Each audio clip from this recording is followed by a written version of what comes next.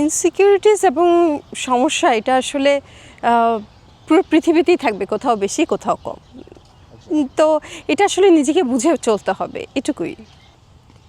High high high high, excuse me, sorry, একটু কথা বলা যাবে আপনার সাথে? শিওর। হ্যাঁ, ওকে, এটা যদি কাইন্ডলি একটু লাগাই নেন তাহলে হচ্ছে আমরা সাউন্ডটা ভালো পাবো আর কি। Okay. Sorry for interrupting your workout. আপনি কি এইভাবে রেগুলারলি দৌড়াইতে আসেন?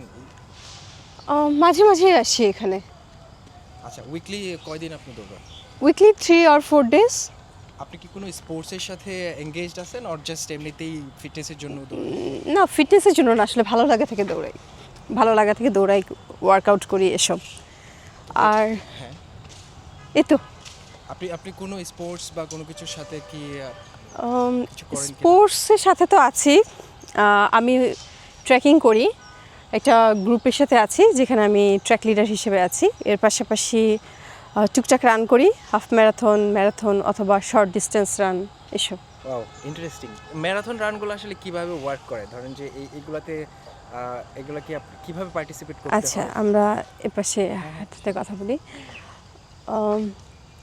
ম্যারাথন রান আসলে আমাদের দেশে অনেক আগে থেকে হচ্ছে, বেশ অনেক বছর ধরে, কিন্তু লাস্ট 2 বছরে আমি বলবো এটা ভালো পরিচিতি পেয়েছে।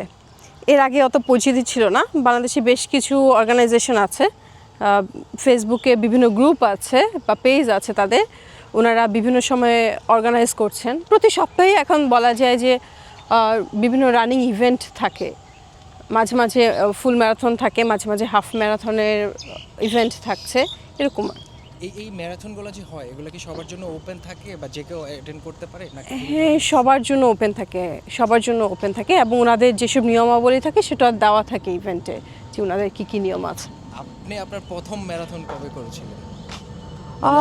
প্রথম তো না, হাফ ম্যারাথন দিয়ে শুরু করেছিলাম 2024-এর জানুয়ারিতে, ঢাকা ইন্টারন্যাশনাল ম্যারাথন যেটা, সেটাতে আমি হাফ ম্যারাথন দিয়েছিলাম। এই তো ওটা থেকে শুরু। তারপর থেকে এখন পর্যন্ত আপনি কতগুলো ম্যারাথন রান করেছেন?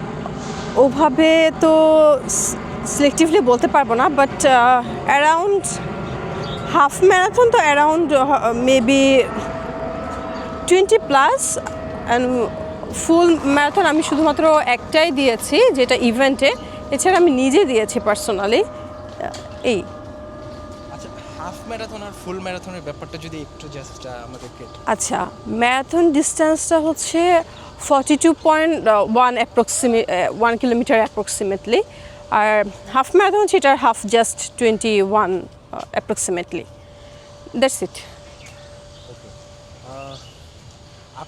আপনি তো হচ্ছে আপনি যে এরিয়াটাতে আছেন এখানে প্রচুর দৌড়ানোর জায়গা আছে। ওভারঅল ধরেন যে ঢাকায় তো দৌড়ানোর জায়গা খুবই কম আমার মনে হয়। অবশ্যই। তো সেই ক্ষেত্রে ধরেন যে যাদের দৌড়ানোর জায়গা খুবই কম তাদের জন্য আপনার কি কোনো পরামর্শ আছে কিনা, বা তাদের জন্য কোনো ওয়ার্কআউট লাইক কিছু একটা যেটা করলে হচ্ছে দৌড়ানোর মতোই হচ্ছে ফিটনেস আচ্ছা, ঠিক থাকবে? দৌড়ানোর জায়গা হয়তো কম, বাট জায়গা নেই কথাটা তো ঠিক না। তার মধ্যে হয়তো দৌড়ানোর সবচেয়ে আদর্শ সময় যেটা সকালবেলা। তো সকালবেলা দেখা যায় যে আসলে সব জায়গায় মোটামুটি রাস্তাঘাট ফাঁকা থাকে, তো যে কোনো জায়গা থেকে যে কেউ রান করতে পারে। সকালে আর্লি মর্নিংয়ে রাস্তাঘাট ফাঁকাই থাকে। এর বাইরে যে যেখানেই থাকুক, কাছাকাছি পার্কগুলো আছে বা একটু কম মানুষ সমাগম হয় সকালের দিকে বা রাতে সন্ধ্যায়, ওরকম জায়গাগুলো খুঁজে সেখানেই করতে পারে। দৌড়ানোর তো আসলে কোনো বিকল্প নেই। আপনি ট্রেকিং এর কথা বলতেছিলেন, তো জি। আপনি হচ্ছে লাইক আপনার সবচেয়ে অ্যাডভেঞ্চারাস ট্রেকিং কোনটা ছিল সো ফার? অ্যাডভেঞ্চারাস তো আসলে মানে আপনি সবচেয়ে লাইক থাকে না যে এই ট্রেকিংটাতে আইসা মনে হয়েছে যে ওয়াও, মানে এবার কিছু একটা করলাম বা এই জায়গাটা অসাধারণ। আসলে কিছু একটা করলাম, এই বিষয়টা আমার এখন পর্যন্ত ফিল হয়নি। আমার শুধু ভালো লাগাটুকুই মানে বোধ হয়, ভালো লাগা বোধ হয় এটা। আর গত বছর নভেম্বরে আমি 30 দিন একটা না ট্রেকিংয়ে ছিলাম। তো ওখানে হচ্ছে এভারেস্ট বেস ক্যাম্প রিজিয়ন যেটা, ওখানে ছিলাম। এছাড়া হচ্ছে মেরা পিকের যে রিজিয়নটা, মাকালু বারুনসে ন্যাশনাল পার্কের রিজিয়ন, ওখানে এই দুটো মিলে ট্রেক করি 30 দিন। এগুলো তো নেপালে।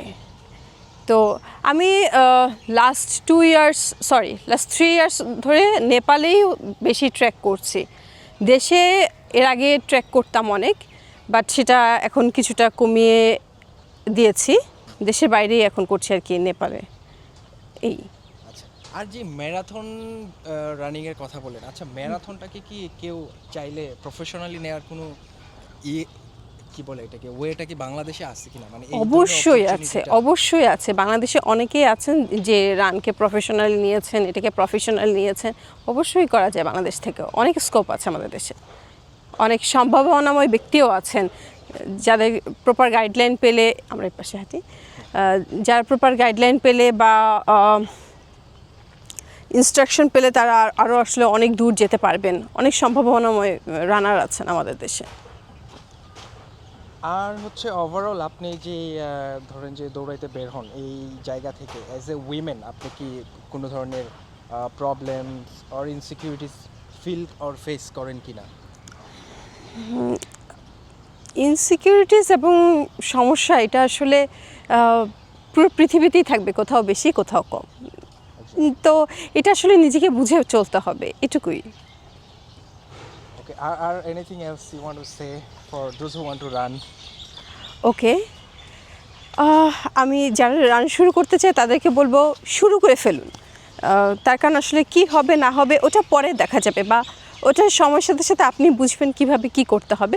কিন্তু শুরু করুন, মানে শুরু করাটা খুবই জরুরি, খুবই জরুরি। এই তো। ওকে, আরেকটা কোশ্চেন ছিল, ধরেন যে এই যারা হচ্ছে ট্রেকিং করতে যায় বা রান করতে চায়, বিশেষ করে আমাদের দেশে যেটা হয়, আমাদের ফ্যামিলি খুব ওইভাবে জিনিসটাকে অ্যাপ্রিসিয়েট করে না, তার বলে যে দরকার নাই। সেক্ষেত্রে আপনার ফ্যামিলি কীরকম সাপোর্টিভ, বা আপনি হচ্ছে ওই জায়গাটা কিভাবে মেনটেন করেন তাদের সাথে? আসলে দৌড়ানো তো শুরু করেছি মাত্র 2 বছর হয়। আর তার আগে হচ্ছে পাহাড়ে যেতাম, বাংলাদেশে তো অনেক ট্রেক করেছি টুকটাক। তো ফ্যামিলি তো অবশ্যই সেটাতে কথা বলবেন যে এভাবে তো ঠিক না, এরকম। তো একটা সময় এসে আমি বোঝাতে সক্ষম হয়েছি যে আমার জন্য এটা ভালো, বা আমি এটা পছন্দ করছি। এ তো পজিটিভ জিনিসগুলো আসলে একটা সময় মানুষ বুঝতে পারে যে এটা আসলে খারাপ কিছু না, এটা ভালো কিছু। এই তো। Thank you so much for your time and sorry for the disturbance. Okay.